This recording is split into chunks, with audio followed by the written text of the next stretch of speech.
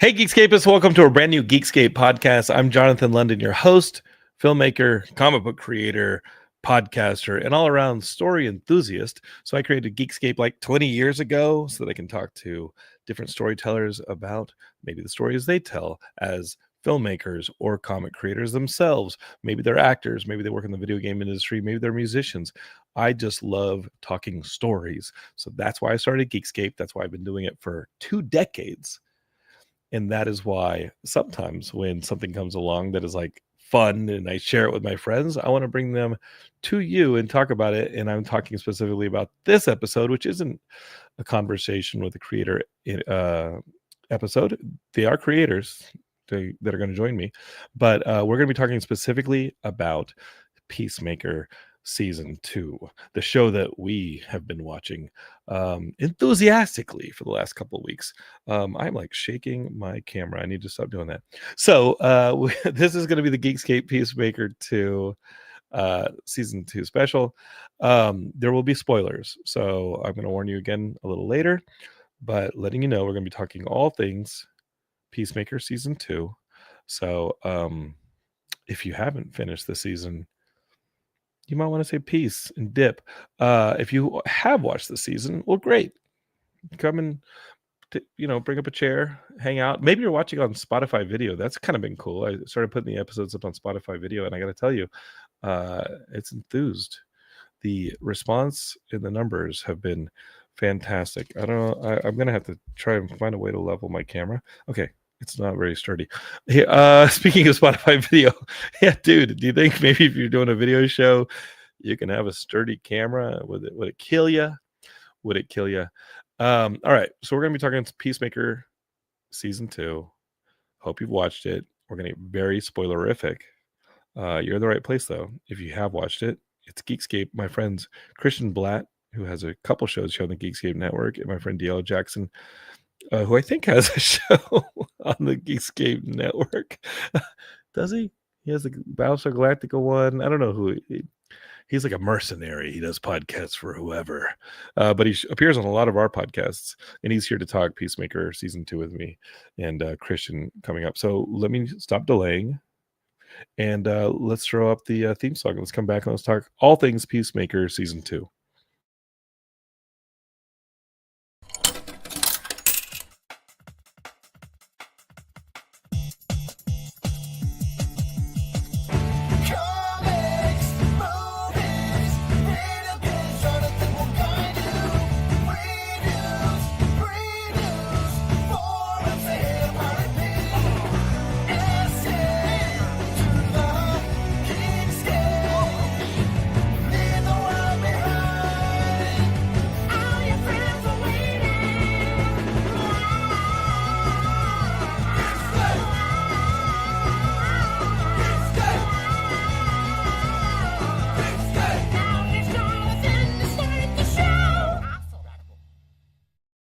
All right, Geekscapists, I'm Jonathan. It's time to start the show. And like I said before, we're going to be talking all things Peacemaker Season 2.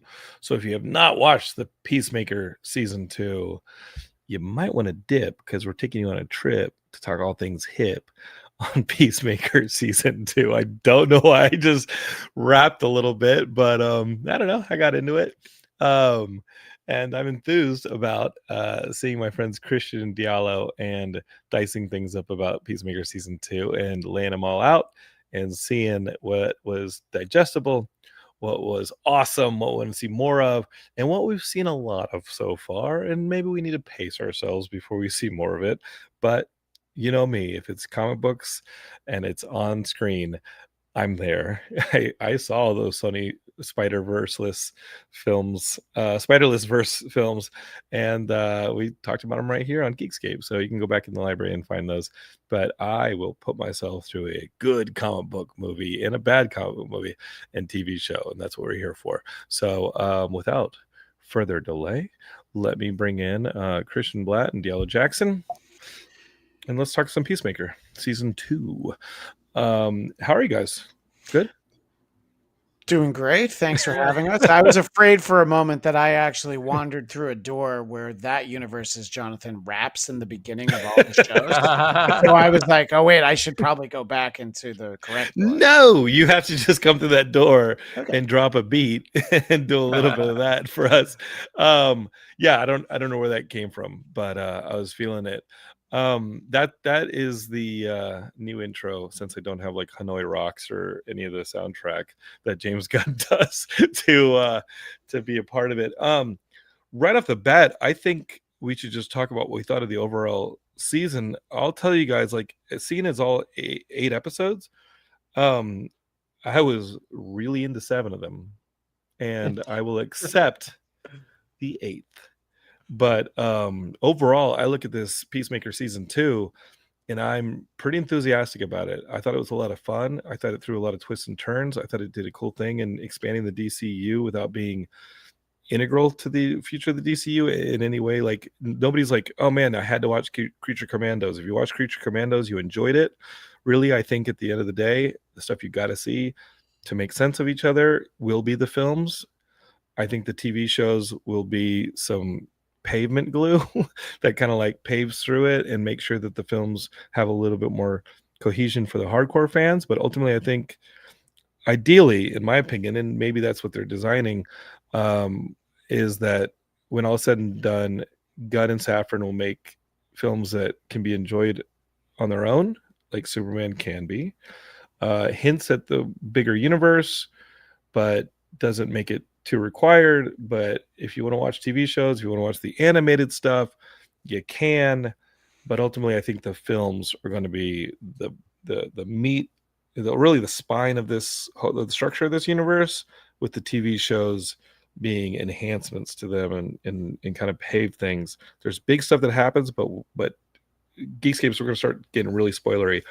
But if we are talking about adding alternate universes and things in Peacemaker season 2, I think that if those things come into play down the road in Supergirl or in Man of Tomorrow, the Superman sequel, you're going to see them reiterated. I think you're going to see those things reintroduced, those characters kind of reintroduced for the theater going audience that maybe was too young to watch Peacemaker season 2 in the orgy scenes and things like that. You know what I mean? So those are my thoughts, broad strokes, on Peacemaker season 2. I really enjoyed it. Obviously, that finale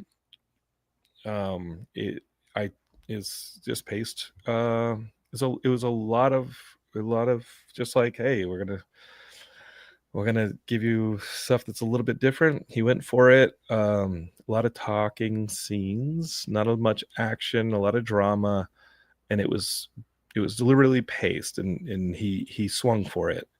A lot of montage, a lot of needle drops, a lot of the stuff that we, it's on us. We told him we love the needle drops. We told him we love the drama. We told him we love the characterization. I think that, the hardcore scene where she says, I'm fucked up, I think that's a great scene. I think that was the heart of that episode. A big part of this whole season was she and Chris finally coming to terms in episode 7 about their relationship. I thought that was awesome. This may not have been the culmination of those things that I wanted, but yeah, it felt like a I don't know, it wasn't the season finale, or now series finale, that I wanted. It was fat. It felt a little fat, though. You know what I mean? Does that make sense, guys? It makes sense, and I'm interested in what Diallo thinks. I just think that the first thing I'll jump in is that I think the decision that the story was not going to be resolved in any satisfactorily way in episode 8, that decision is a decision that he stood by, but it is also not one that we were informed of, because it doesn't really end. It's like, okay, well, this is what's going to happen in the future. And, I sort of liked what they used to do, like with the Sopranos every season. The second to last episode was great. All these things happened. And then the last one kind of meandered, but you'd had everything accomplished that you wanted out of the season already. This sort of skipped that part, where it was like, okay, we got everybody out of the other universe. Universe X, yeah. Yeah, and so that was resolved, but then it was like, oh yeah, but then there's gonna be this other stuff. And by the way, no season 3. We just want you to know there is no season 3. It's So all season 3 to me. Like the DCU, or like I guess that he said in an interview that the Waller scripts aren't quite like ready to come out of the oven. Like that they're not, the bread isn't rising on the Waller scripts for whatever reason. He doesn't want to start really in earnest that show and have it be a dedicated.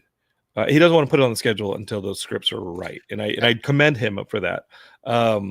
I feel like the rest of the DCU is going to be extended stuff. Like obviously, we're going to see Chris and the rest of the 11th Street kids in that checkpoint and check mark or checkmate. We're going to see that stuff later, and that's fine. But the 7th episode to me was the season finale. It had all the drama. It had amazing action. It had a great cliffhanger with his brother Keith from Universe X. It had a lot of great stuff going for it. This one, it kind of had a lot of pregnant moments, and I felt like it could have been compressed a bit. It's not fun. I think that the 8th episode would work if he doesn't get the bag thrown out over his head and then left in the other dimension. It's like, okay, it's like setting things up, but it's also like, hey, we want you to know that something's going to happen to him in the future, but we won't tell you where. And he's going to be an accessory to and I agree with you. I think that it still would have felt a little actionless. It's a fairly actionless episode, right? Even though you do see them going into different dimensions and you see people getting like their faces shoot off or chased by zombies, there is action in those alternate universes, but they're not happening to Chris. They're not happening to Peacemaker, and they're not happening to the majority of the 11th Street kids. So it's action packed, but we want everything to lead back to Peacemaker, right? We want everything to lead back to our central character.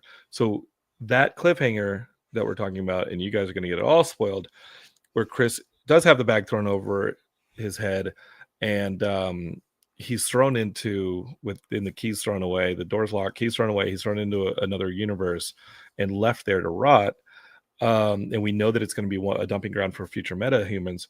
That to me was I actually cared, because I'm like, oh great, finally he's involved in some action that will eventually, not a Peacemaker season 3, but it'll eventually get continued, paid off or something. And then when you start reading about what that universe might be, you're like, okay, cool. He's going to end up as a side character in the big storyline for that universe. I don't see Peacemaker as being I see him as like, you know what I mean? Like whoever ends up in that universe.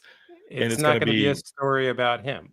It's not going to be a story about him. I feel like the Suicide Squad or somebody, because let's just talk about what it actually is. Like that story, that place that he got dumped, a lot of people are saying it's Salvation.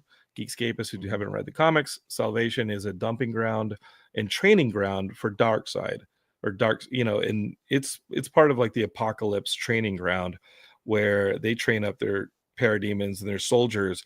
And in Salvation Run, which is a limited series, they took the Suicide Squad, Lex Luthor, Joker, Harley Quinn, a bunch of Catwoman, a bunch of villains, and they threw them into Salvation, threw away the key, and that was basically it. It felt like Tunnel in the Sky, the Robert Heinlein book. Did you guys ever read the Heinlein book, Tunnel in the Sky? It's like a training ground for kids, and their graduation was going through these tunnels into these alternate worlds that are hostile. It might have been the basis for Salvation Run. But basically, Salvation is a hostile world that you're basically throwing people in there to die or get stronger and survive. And like they did with the Suicide Squad and the Salvation Run storyline, if that planet is Salvation, everything's leaning to it probably being Salvation. What we heard at the end of this episode was a parademon screech. That's linked up with Darkseid. That's linked up with Apocalypse. That has major consequences for the DCU. But that's not a Peacemaker story. That is a Superman in the Justice League story, in which Peacemaker will probably show up with a beard and be like, oh my God, I've lived here for 10 years or whatever. He'll be like, oh my God, thank God somebody's here. He's gonna be like Robinson Crusoe, right? Like he's gonna be in the beard, his clothes all torn. He's made himself weapons out of sticks. You know what I'm saying? But also that we've been leading there because these helmets. People have been talking about these helmets looking like Orion's helmets. That they might have originated in the Kirby world there. Yeah, I mean, I have nothing but great things to say about season 2. I had 99% great things to say about season 2. I thought it was fantastic. Peacemaker to me is one of the best shows on television right now, or streaming, whatever you want to call it. It's like between that and Wednesday, I'm just like, I can't believe I'm watching like things that I just think are like near perfect. But I did have there were some fears that I had going into Peacemaker, and some fears that when I first heard James Gunn was going to be taking over DC, that I kind of stepped back a little bit, but I started to see in the first episode of the season 1 that he started doing some things that like are the reason why I'm really not into Marvel right now. And especially in the finale, he did that. So it's sort of like my issue with the finale is that I have to like wait around for 2 years until I can see these people again. And like when I do see them again, it's not going to be in a story about them. They're going to kind of, I might get little bits and pieces, but they're going to kind of be in the background a little bit. And in one way, it's a testament to how good the season was that I care enough. But then on the other hand, it almost feels like the last episode, like the first 7 episodes were like storytelling and great writing, and the last episode was a business decision. That's what it felt like to me. Mm-hmm. And the almost like they recognized it too, so they filled it, instead of having action sequences, they filled it with all of the music pieces, because that kind of fills that fills out the space, right? And I would have no problem with this finale if I knew it was coming back in 3 months. Sure. Honestly, Diallo, even if we knew it was coming back in 3 years, like there will be a season 3.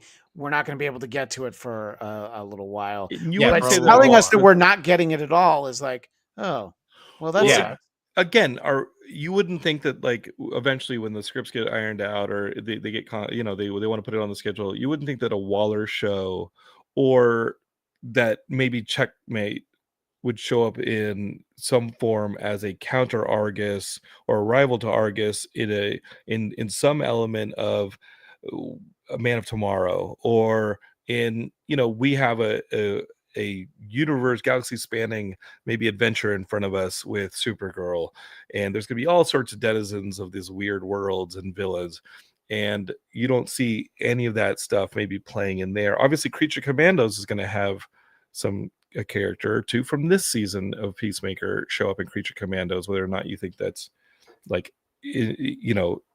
required reading or anything in this universe, but I think we're going to get some of it. Does it strictly have to be a season 3? Does it make sense? Maybe we get a Checkmate season. Well, I mean, if it's Checkmate, that's basically Peacemaker season 3, that's fine.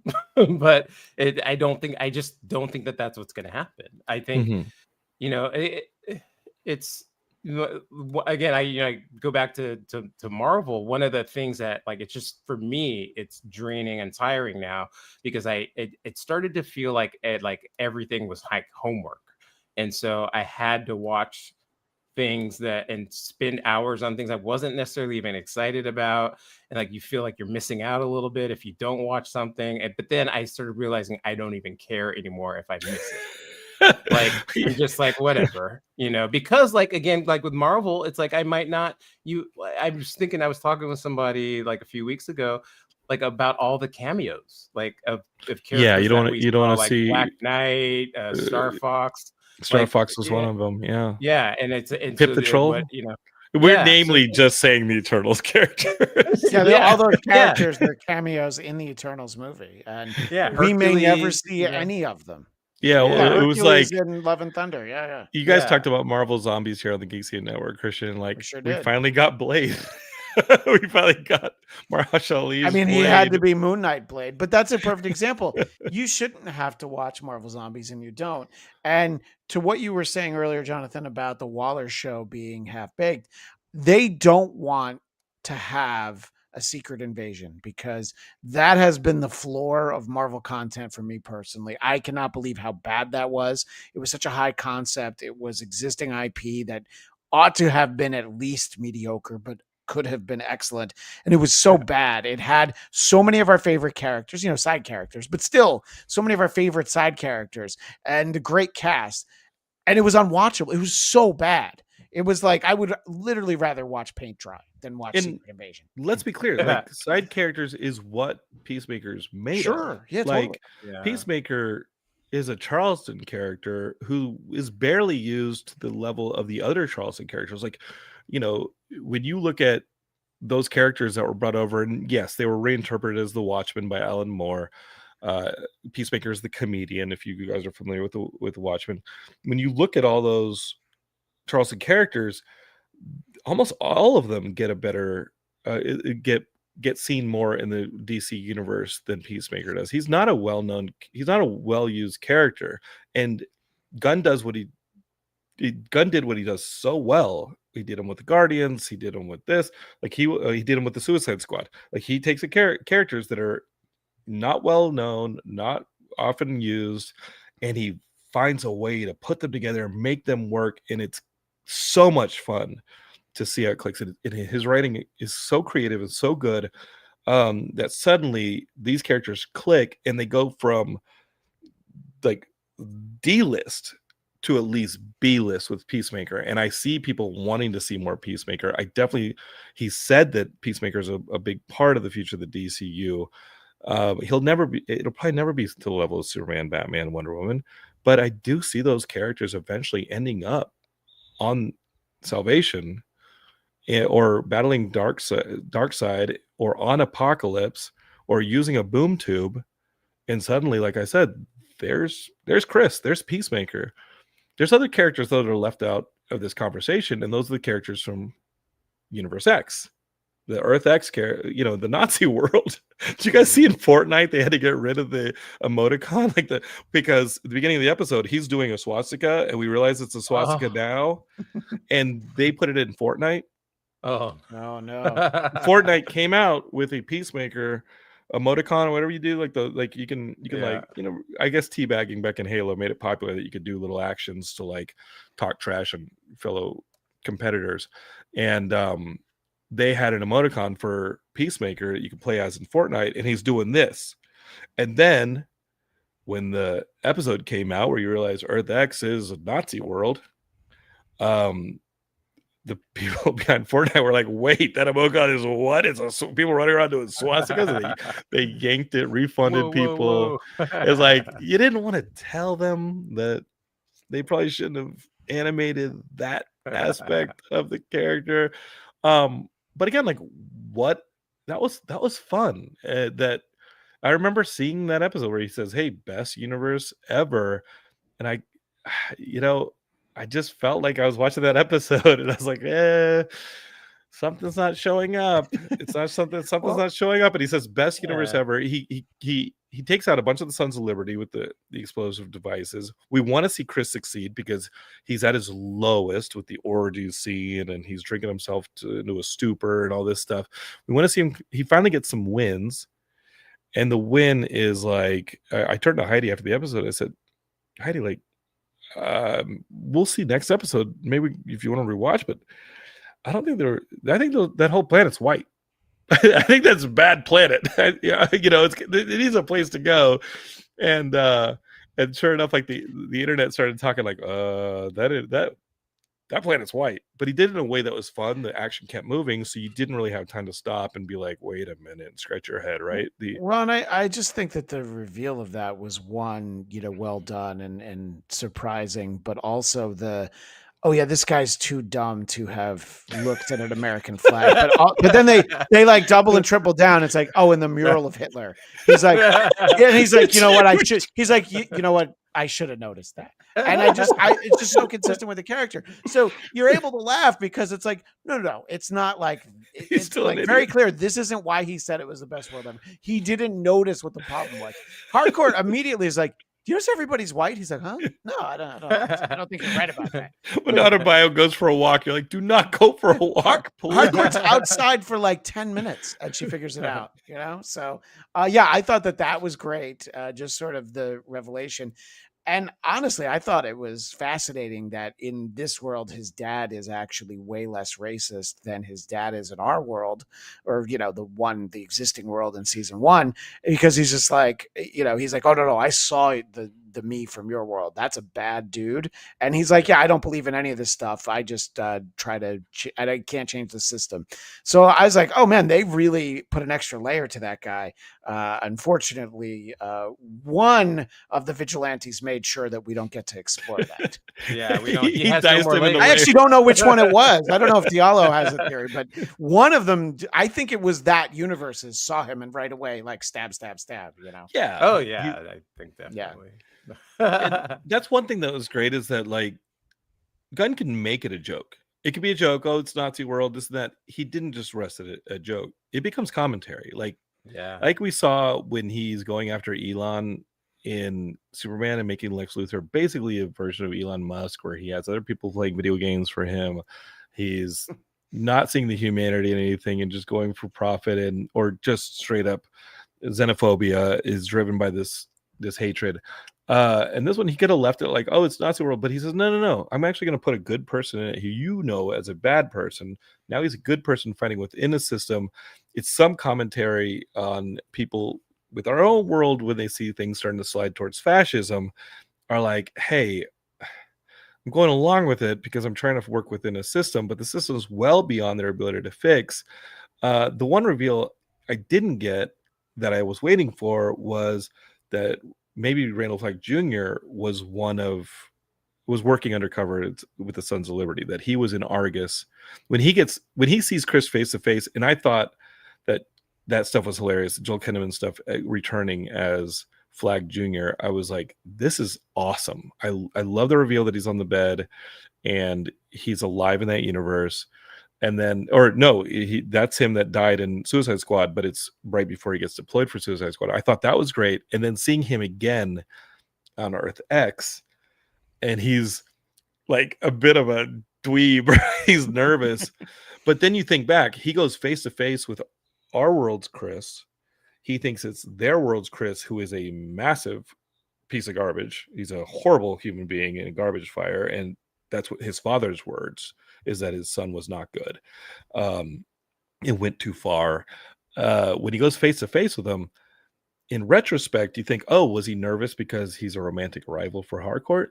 Or was he nervous because he's undercover with Argus and suddenly he's face to face with his like biggest threat is their freaking super Nazi hero, and he's undercover? It's like Leonardo DiCaprio and Matt Damon coming face to face, in the remake of Infernal Affairs, right? Like there's suddenly like The Departed, where there's suddenly like, oh crap, like I'm face to face with this guy, and I'm not who I was waiting for that reveal that Flagg Jr. was going to be undercover as Sons of Liberty. And then this is selfish of me and this is idealistic of me, but I was waiting for young Flagg to come face to face with senior Flagg from our world, young Flagg from their world, and I just wanted to see more of that Joel Kinnaman character.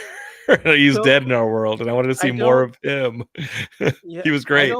I don't see you as selfish for thinking that. I think that's why the finale was disappointing, because everything you just talked about is all the stuff that begs to be explored. Like, sure, without me even. I'm not dissecting it or anything, is all stuff you set up that like I'm intrigued. I want to see these connections, and I just know that I'm never going to see them in a as meaningful way as I was experiencing with the show itself. Again, I'm sure they're going to show up on other shows, but by the time that happens, I will have forgotten. You know, Sure. like it'll be 2 years removed from now, 3 years. I think James Gunn said something about 2027. He That's when would we get be Man of in Tomorrow. something. Yeah, I think so. It's like I just, I love Star Trek, Strange New Worlds. Mhm. When I sat down to watch the premiere, I literally was like, I don't remember what's happening right now. It was a good premiere too, and they Yeah. kept the premiere this season to one episode, which they did not Yeah. have to do. But then a lot But of people were yeah, texting me too they watch it, and everyone was like, "Yeah, I don't remember what happened." And it was like, "Yeah, I guess it was a couple years ago." That's what I'm saying. So it's sort of like I just like it was the season was so good. I feel let down in a way, but it's like I'm not mad. I don't think it's bad or anything either. It's just sort of like that's why I feel like it's like this business decision where we have to start to take on this model of the Marvel universe where everything's going to be so connected that I'm never going to have a moment where I feel like I get to the end of like this story. And that's my biggest sure. commentary about that finale. Everything that you talk about that's interesting about it, we're never gonna know. Or like Well, we're definitely not going to know for 3 years at yeah, least, yeah, right. So But we yeah, there do. won't be enough real estate in whatever movie any of these characters turn up in to really feel like, okay, this is a continuation of that. You're going to see more of Chris because he's John Cena, and he looks good on a movie poster. So at some point, you're going to put him in there. But there's one way in which the interconnectivity really surprised me. And there was an age where, you would have these TV show tie-ins, but nothing from the movies would really come in. When Lex Luthor sits down, you're like, oh shit. That was awesome. I'm like, Nicholas Hoult is on this screen and I can't believe that. And yes, of course, James Gunn can make it happen, but I'm just not used to that because it's like for everybody from the Marvel movies who shows up on the TV shows, it's never been Tony Stark. Yeah, we got a little bit of Agents of Shield, Yeah, but that's we good. got some Samuel Jackson, but then whatever was happening between ABC and Disney proper, was it didn't last beyond 2-3 seasons. I get But I did Christian, love it when it happened. Christian, what you're saying is we never got like Chris Evans. We never got Thanos doesn't sit down and be Hemsworth, like, okay, yeah. let me pull some strings. So the fact that we actually got Lex Luthor on this show was not something like if you had said, what do you expect, before the season started? If someone had said, oh, and we'll see Lex Luthor, I'm like, oh, that's the craziest thing you could say, because And we were already cool with it, like Lex Luthor's hacker gang that would've been showing fine. up. Yeah. That was awesome. I love that we got them for multiple episodes, right? Otis. Like it was cool to see Otis and have Yeah. those characters show up and become a part of like Rick Flag Sr.'s Argus division. He's really selling his soul now at this point. Not that he was a good guy. He wasn't a good guy in Creature Commandos. He's not a good guy here. He wasn't a good guy in Superman. But, we finally started to see him put Argus into motion, and we have Checkmate to hopefully checkmate them. One thing that it will be cool is we see Tim Meadows as Langston Fury. He's already said that he's going to be in Man of Tomorrow. James Gunn was like, yeah, you're going to see Tim Meadows' character, which was definitely a highlight of the season. There were a lot of highlights of the season, but Tim Meadows, it's his awesome. bird blindness was incredible. Yeah. Incredible. And then they said he's going to be in Man of Tomorrow. So I'm excited to see him. And now he's a member of Checkmate. So that means Checkmate's a part of World of Tomorrow. So Yeah. Diallo, you may not have to wait 9 years to see what happens to Chris. Well, that's what it's like. Like Man of Tomorrow. He said 2027, right? Like, I mean, I'm saying that's a couple years away. And like, I just so much life is going to happen between then and now. And you I'm get just to not watch gonna, Doomsday. You might be able to see like, I'm Civil just War, not gonna, Spider-Man, Brand New Day. Yeah. Well, you're gonna have a Supergirl movie. Yeah, I mean, check out but I guess that's kind of like I part of my issue is, and I can't show you any quotes, but like from what I read, James Gunn talking about before moving into even doing Superman was just sort of like, the lessons I learned from like the MCU. And so, and it was like when I sat down and watched the first episode of Peacemaker, I'm like, everything you said about learning lessons, you're doing in this episode. And for the rest of the season, it was pretty muted. But then we got to the finale, and I'm telling you, it's not that bad now, but mark my words, in a few years, it's going to be this thing, and people are going to be upset. And just like with The Walking Dead, and I tried to tell everybody it's not going anywhere, and they didn't listen to me, but it didn't go anywhere, and that's what's going to happen. You can't Yeah, kill it. and in a few years, people are going to be like, I don't like how they're making me watch everything, and I can see it happen. My 8-year-old had to see an orgy. Yeah, I mean, that is. I mean, somebody brought that up to me, and I was like, oh my god, like, yeah, because he's setting it up basically so you have to watch everything. And sure, for people like you and me, that's fine, but like the kids that went to see Superman, You don't know how conservative I am, my friend. In his defense, Diallo, what James Gunn actually said was he's talking about the post credits. He was in that quote that you're saying. I hear you. Yeah. What he was actually saying in that quote was the post credits. He didn't want the post credits to be an integral part of the universe that you had to do. So that's why in the post credits to Man of Steel, or not Man of Steel, get it out of my mouth.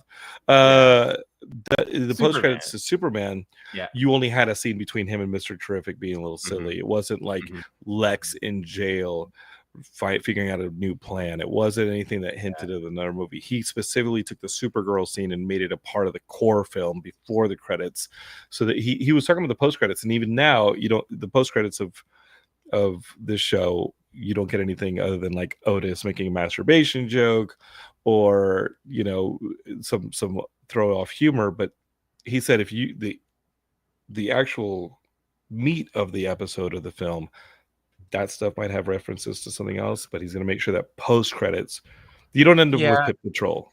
I get what you're saying, but it's not that we aren't going to see Pip the Troll again, please.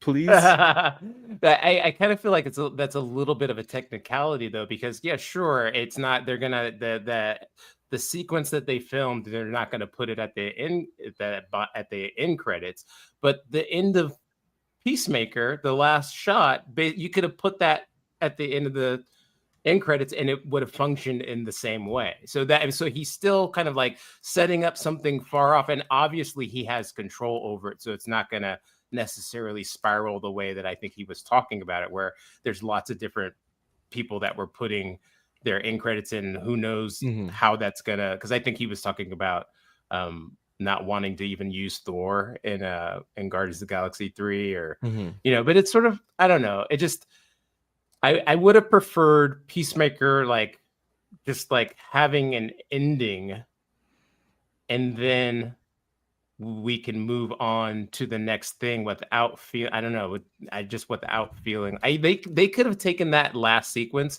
and just snapped it at the beginning of whatever next movie comes out in 2 years, and it would have functioned just as well, I guess is what I'm saying. Like it makes me feel like I don't want to have to go through this again, and I'm just gonna be a little lukewarm on whatever's coming up next. And I don't want to feel that way, but I just feel so burned by Marvel right now that that's a concern for me. Well, to the extent that you're talking about, kids who might want to really keep up on these stories and see all the things.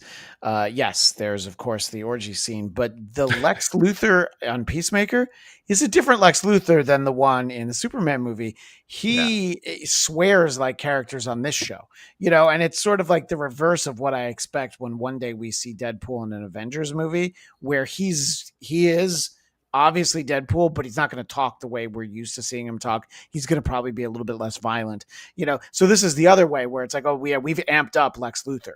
This is potty mouth Lex Luthor. This is TVMA Lex Luthor. And we almost saw Deadpool in Peacemaker. I did read that. Yeah. I mean, I don't know if we almost saw him, but James Gunn did call Ryan Reynolds and say, "Hey, do you want to be in one of these doorways?" They just see Deadpool on the other side of it, which is mind-blowing and hilarious and cool. And who knows, I mean, maybe we'll come to a day where that happens, right? We just got Batman Deadpool on stands, and I thought that was fun. And we're going to get the second part of that here in like a couple weeks. Talking comics, that was a lot of fun to read. There was some good stuff in that one.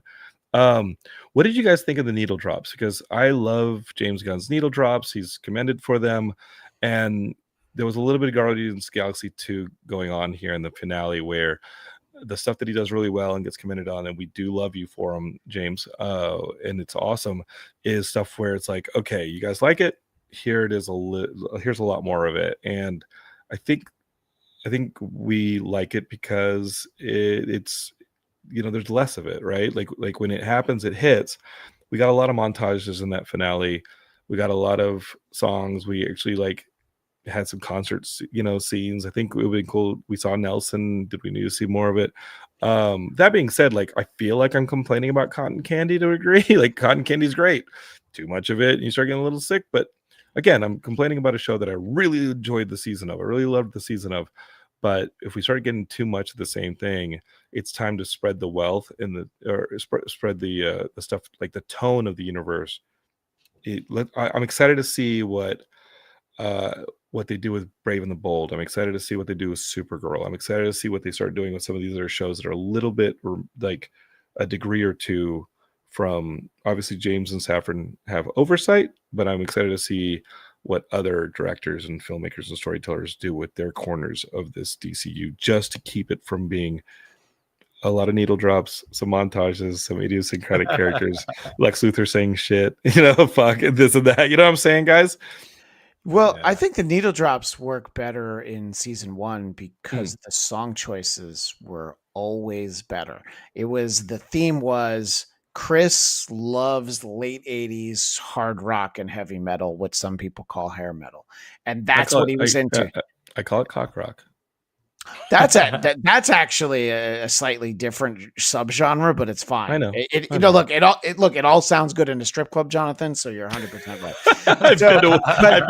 I've been to strip clubs twice in my entire life, and both times you heard Def Leppard's "Pour Some Sugar on Me." You're right.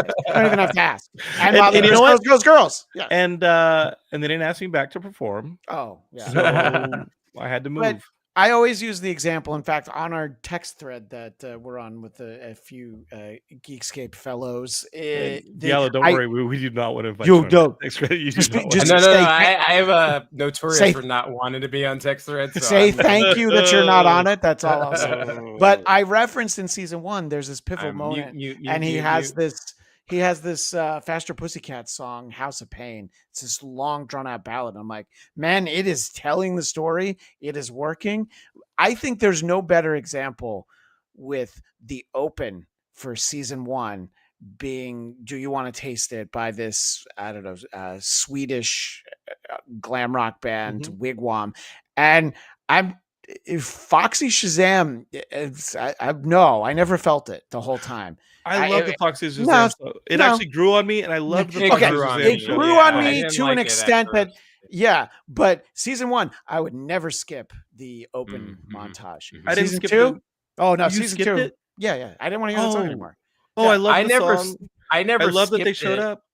Yeah, I never skipped it, but it's like I don't skip opening credits anyway. So it's like I watched it, and there was a point where I grew on me, and then I kind of got it, and it felt right, but it didn't have the same energy or whatever as the first season. The first season was just it's crazy. Unpopular opinion, but I like it as much, and you guys don't have to listen to Geekscape anymore. It's okay. But I mean, like I said, I like that Wigwam. Yeah, both those songs are great, and I love those theme songs. That being said, as an example of what, and maybe you'd agree with me, maybe you don't, Christian, but he tried a montage in the finale to a ballad, and it felt flat to me because the episode was no longer being propelled forward. There was no longer the inertia. I mean, really episode 7, that cliffhanger is for the season really is seeing Keith kind of swear revenge as he survives that attack, and you see Keith's face, and you're like, I am going to go after Peacemaker from that universe with everything I have, which is awesome. I love the origin of a villain, and I thought the treatment of that character was wonderful, beautiful. I love that actor. What's the name of that actor? He was He obviously he in was The Roy Office. on The Office. Roy in The Office, but I not don't know just that that. actor's name. Yeah, David Denman. And David Denman, if you guys haven't seen it, he was in a movie called Rebel Ridge recently. Rebel Ridge was Jeremy Saulnier. You guys know Jeremy Saulnier because he did Blue Ruin, he did Green Room. He's a really good filmmaker who does some grit. He developed or did a season of True Detective. I think it was season 3. That was another Marshall Ali season. Don't quote me on that. He may have been developing season 2 and they got away from him. But Jeremy Saulnier is a really awesome director. Rebel Ridge is fantastic. Don Johnson plays a villain, and David Denman, he's like a crooked cop in the South, and David Denman's like one of his guys. But if you haven't seen Rebel Ridge, I'd go see it because it's the first time I saw Aaron Pierre, and Aaron Pierre is going to be a big part of the DC universe here on screen because he's part of Lanterns. He's playing Jon Stewart. So you can see where James is like appraising the stuff that's out there and being like, yeah, I want David Denman in this because he's awesome. I want Aaron Pierre in this because he's awesome. There's no doubt in my mind he saw Rebel Ridge because they're both in it, and it's great. We forgot about Lanterns, but coming out of New York Comic Con, Lanterns actually has a premiere window sometime in early 2026. We might be getting that series in January, February. So I know we're talking about Supergirl. I know we're talking about maybe a Checkpoint or a Waller show coming in the future. Obviously, we have some Creature Commandos and this and that, but guys, Lanterns is showing up, and it's a way to introduce more of the cosmos around what we saw in Superman and saw a little bit in this show. Now we're going to see other galaxies, other universes, ideally in Lanterns. And maybe if anything's going to tee up a Supergirl movie where she's in other planets, like why not the Lanterns? You can kind of see why that makes tons of sense, right? Yeah.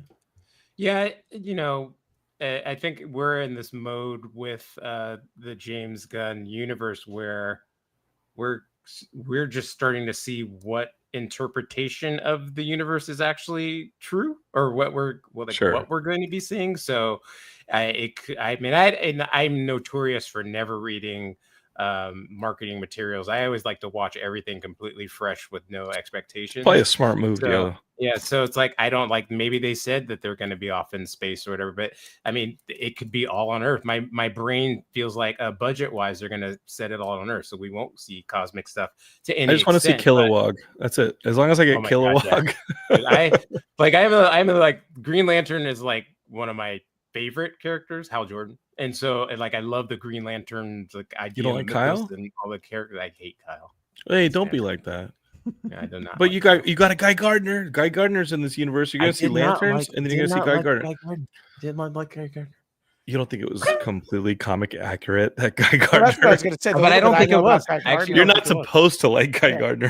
No. I was like, oh, Guy Gardner's the guy who Batman literally punches in the face. So I knew who he was, and I'm like, oh, they brought that to the screen. But I've always been a Hal Jordan guy. The little bit that I know of Green Lantern, sure. I didn't, guys. I'll tell you, I wasn't here for the Superman episode that you guys talked about, but I have issues with that movie. So. Well, I love that movie. I'm trying to think of any issues I have with the movie. I love that movie, and ultimately, guys, I also like. It's not a perfect film. It may not even be a good film, but the Ryan Reynolds Green Lantern did a few things very right, and it was Sinestro with Jeremy. Strong. Oh, was that right? Did I get that right? Jason Strong, the actor. And then Kilowog was awesome.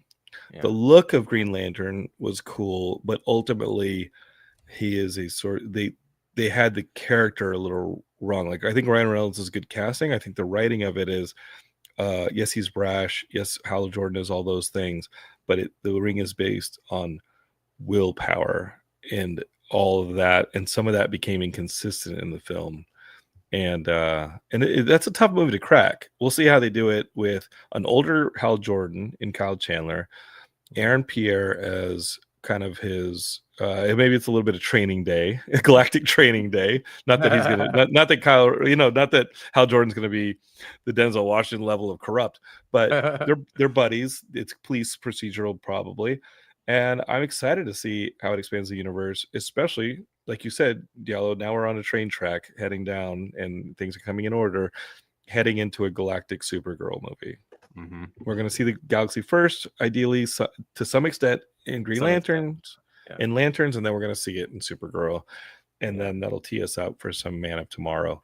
And somewhere in that, we've got John Cena getting chased by parademons potentially somewhere, just waiting. As he's growing the beard, getting Robinson Crusoe ready, because he didn't build that helmet. He didn't build that portal. And I don't think Augie built those helmets or that portal either. Like he hinted in this episode. I know he didn't build the portal. You see him get the portal, but he hints in this episode the story of how he finds those helmets. And again, like I thought it was aggressive. If that's salvation, if that world is salvation that we saw at the end of this episode, it's aggressively fast, where things are all starting to point towards dark side and apocalypse. And I think that's kind of cool. I think they're not stretching it out. I think that's fun. We already have a good Superman, my opinion. Sorry, Diallo.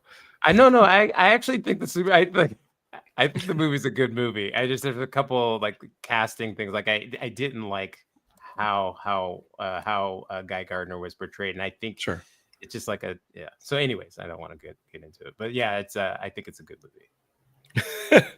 Well, guys, any other stones we want to turn over as far as like season 2 of Peacemaker goes, the final season for now of Peacemaker? And guys, I think that ultimately we will probably get a Checkmate season or a Waller season or both. I think this corner of the universe I think Argus is a problem. I think we're going to see it as a problem. That's not just going to be I don't think it's a problem that I think Man of Steel or Man of Tomorrow. I think Man of Tomorrow, Argus will be a presence. I don't think it'll be a problem. I think the problem there will be Lex and probably something a little cosmic that gets introduced in either Lanterns or Supergirl, and we're probably talking Brainiac. So I don't think Argus is going to be on the Lobo's going to be great somewhere. Lobo's. I do have one. I do have one like kind of question. And I'm pretty sure like Bordeaux was actually in that last scene in the boardroom, so she knows where Peacemaker is. And she's a part of Checkmate, right? So, and she's a character from the comics, right? Her cybernetic character is in the comics as well. So I just like, so it's not like he's just stranded out there and no one knows where he is. Like, and I think that's why I have a little bit of problem with it, because it just feels like everything is set up for season 3 to like resolve, because like she's, you know what I mean? So I think it's a Checkmate season. I think it's to that point, and Diallo, you basically said this earlier. Look, whatever they want to call it, if they want to do the Disney Channel thing. Whoa! My bad. I hit the wrong button. And keep going. If they want to do the Disney Channel thing where you take a show and then you change the concept of it, where you basically if you put all the Peacemaker characters on a cruise ship, so you don't have to pay any of the producers because you're technically starting a new show, that's fine. Whatever it's called, I want this to continue, and there will never be a Peacemaker movie. So as long as there's a series where we get to spend at least comparable amounts of time with these side characters, Judo Master, who I really just kind of wrote off in season 1. And I'm like, he's awesome. No, he's fantastic. He's such a layered character, giving relationship advice. And what about the spelling differences in the world? Playing Scrabble and Cheery OH. And that was great. I love the consistency of that. So I just want to get more of this at some point. And I want to feel like they're devoting time to it, not like, they're storyboarding, 3 movies from now. And they're like, we really need to kind of add somebody who can do this. Okay, let's put Peacemaker here in Salvation, and then people will get to see him in 2029. Well, let's push a fan favorite button too. Is the other danger is like putting, and I don't think Gunn will do this. He's hitting a really high. He's batting a really high average for me. And we've had him on to talk about. I think he was on the show to talk about Slither. Obviously, his brother was on with his wife Tasha Halevi, who's one of Lex's. She got some lines in the finale, and she's one of Lex's geeks there. but I think he bats a high percentage for me, so I don't think he would do something like, let's just throw a fan favorite, let's just throw Judo Master somewhere he doesn't belong. Yeah. It's impressive to me how he folds these disparate characters together in combinations that really work and enhance them and show them at their best. And he did it with Star-Lord and Gamora and the cast-offs of the Guardians of the Galaxy, and he's done it here with Peacemaker, taking him from a D level character up into at least a B. Like, this is super popular. Final thoughts about season 2 from you guys. Like, we have a comment that was, this girl rocks. X-Men Superman. Oh, I love it. Yeah. Superman, Emma Frost. Is she one of yours? Is she from the Blattverse? No, I mean, I think she's Geekscape people, because she shows up during Marvel Movie Talk. She's awesome. Anytime X-Men Superfan Emma Frost comes up, I make sure to share the comment. Because this girl rock and rolls. She's left a couple comments, but the one that she says is, what did piss me off a little is that Amelia and Rick Singer were not allowed to see Rick Jr. It felt unfair. That's something that goes back to what I was saying earlier. And again, let's maybe these are seeds that get planted and they grow for future crops. Diallo's not so sure. That question did remind me of something that I think I wanted to bring up. It's nothing to do about nothing really, but when I was watching the show and I was like, well, it's Rick Flag Sr.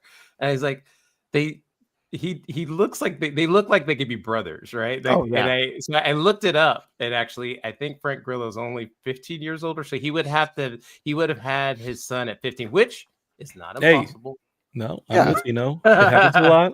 Yeah, it's like, is that wrong to be like, hey, it happens a lot? It's not. If you got to plant, if you got to tend fields, if you got to share your legacy, if somebody's got to run the shop, you got to have kids early, man. And I just thought that was funny. And it was like it was neither here nor there, because I didn't really care, because like the show's so good, it's just like whatever. But dude, I did think that was funny. When you see Joel Kinnaman, to me that was as big a pop as when I saw Lex Luthor. I was like, oh, that's so cool. Yeah. Maybe we'll see Starro again soon. I want to see King Shark. That's what I want to see. I want to see Stallone's King Shark again soon. To what Diallo said earlier in the show, both seasons has been one of my favorite shows in the last few years. And I think that there was sort of a feeling at the end of episode 8 and throughout the end of episode 8 that you just kind of wanted more.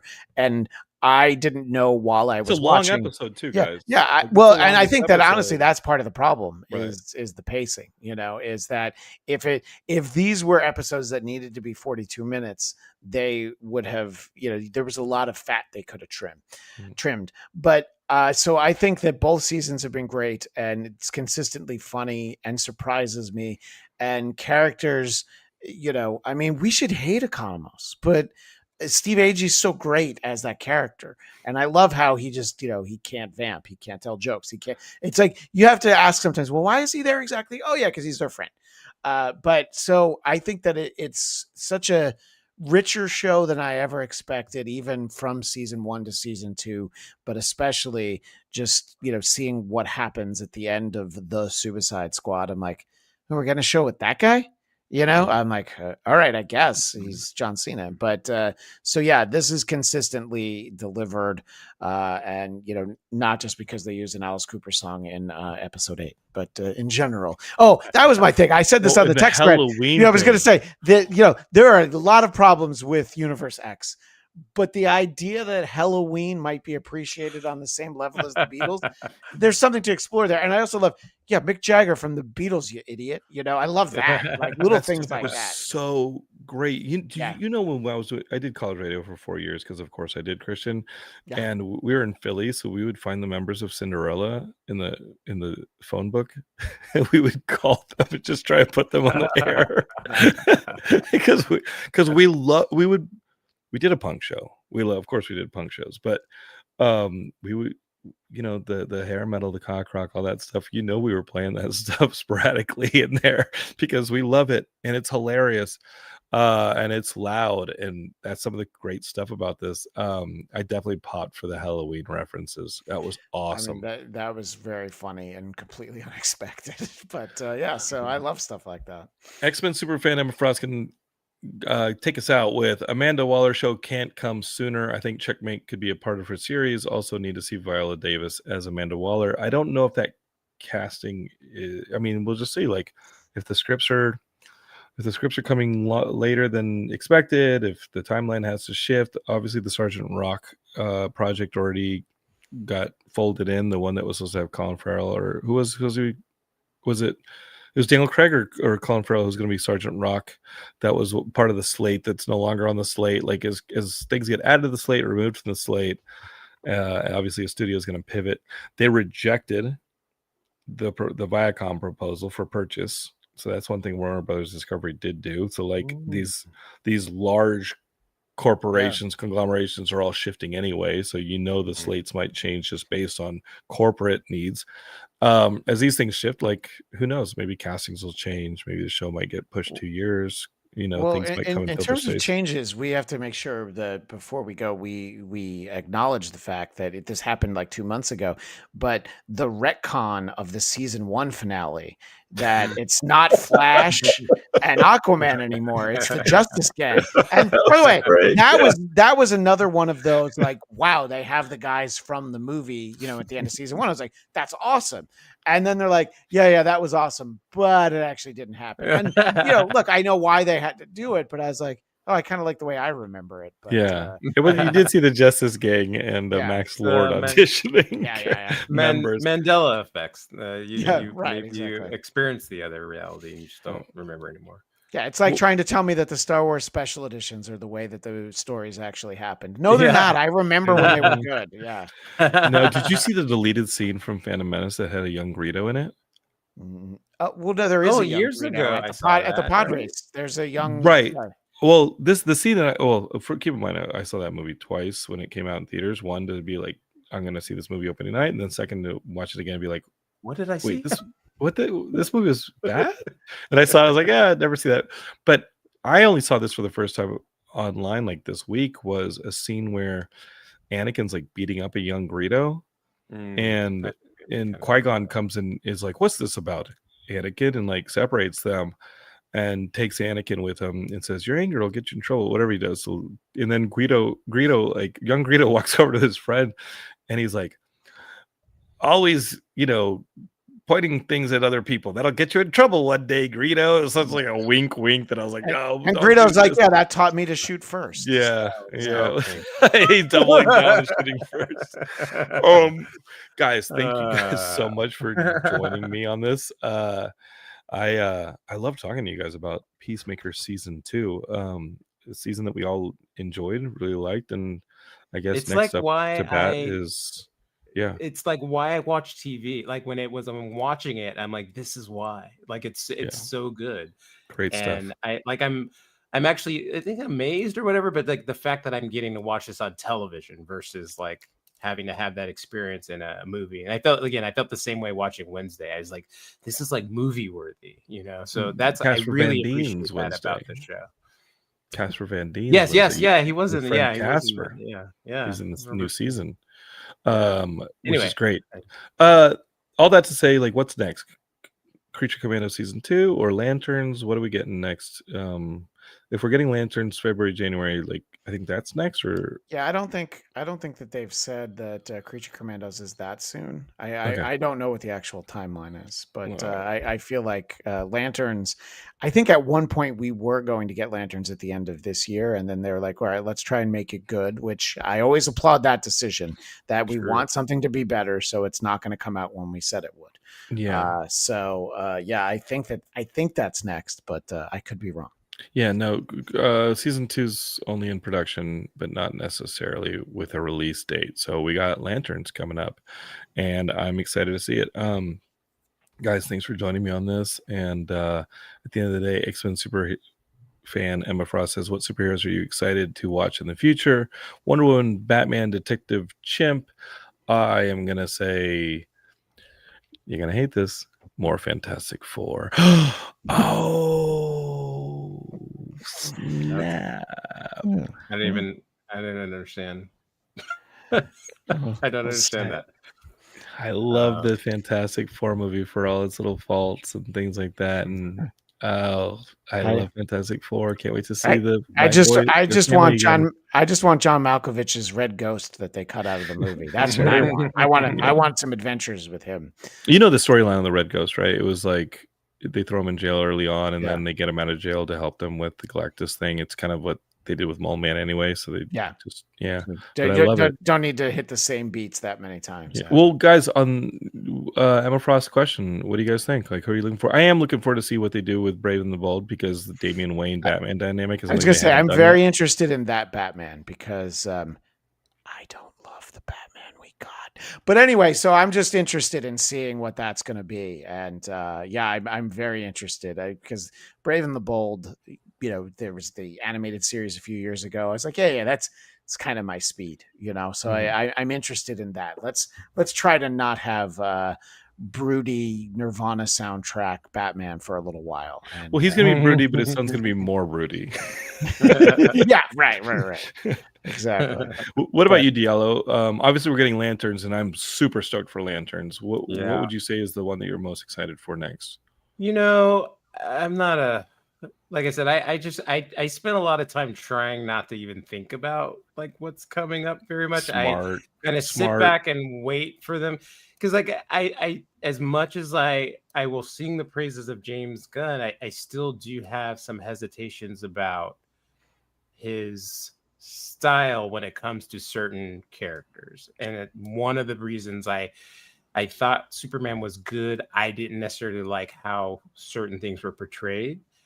It works great for the Suicide Squad, Peacemaker with like these like Z-listers, but when it comes to like the bigger characters, I hesitate. So there's characters I want to see. It's like Batman, Wonder Woman. I want to see, but I don't know what the tone is going to be. I want to see the Flash. Is it going to be a buffoon? Is it? It's like I don't know anything, so it's hard for me to really say right now. And I think it'll reveal itself as more like, I think actually I'll get a good sense when Lanterns comes out. I think I'll get a good sense of how they're going to approach other different tones, different voices, like the A-listers. I think when those come out, then I'll get to see, okay, this is what I can expect, and then I can kind of have a better idea. Go back to the Superman episode with Ian and I, like the fact that he's got Clark to say golly, the fact that there's like Kurt Swan stuff in there along with Grant Morrison stuff in there. I thought it was a really impressive melding of a lot of the different stuff that has been Superman for the history of Superman, and I love that movie. You were gonna say, Christian? Well, I was just gonna say that as you guys were talking, I was realizing that James Gunn is the most likely to ever give us a Robin that actually works, because I would like to see that, because when we had Nightwing on the Titans TV show, fuck Batman, it didn't work. So I would love to see Robin work sometime. Yeah, I was so glad last Nolan reveal.